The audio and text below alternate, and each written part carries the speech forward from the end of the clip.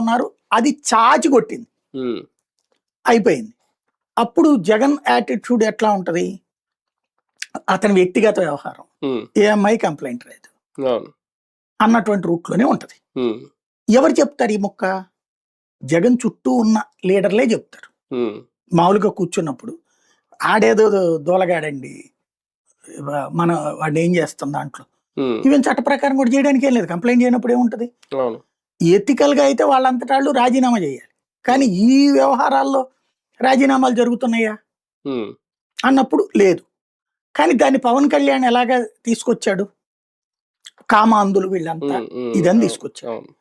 ఇప్పుడు ఇక్కడ Johnny master ఉదంతం అప్పుడు ఈయన సిన్సియర్ ఎఫర్టే పెట్టాడు, వీరాభిమాని జానీ మాస్టర్.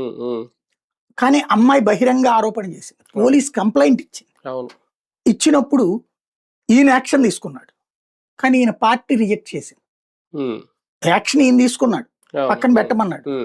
కానీ పార్టీలో ఉన్నటువంటి క్యాడర్ అంతా సోషల్ మీడియాలో జానీ మాస్టర్ ని ట్రాప్ లో వేసిందంటే అమ్మాయిని దోషిగా చూపించారు. అమ్మాయిది ఎంత తప్పు ఉంది, అతను తప్పు అంతే ఉంటది కదా. వాళ్ళిద్దరు రీల్స్ వాళ్ళదంతా ఇంటిమసీ అతనిది తెలిసిపోయింది. ఇంకా ఇది ఆ అమ్మాయిని క్యారెక్టర్ అసాసినేషన్ చేశారు. అమ్మాయిని దారుణాతి దారుణం ఇవాళకి కూడా అమ్మాయి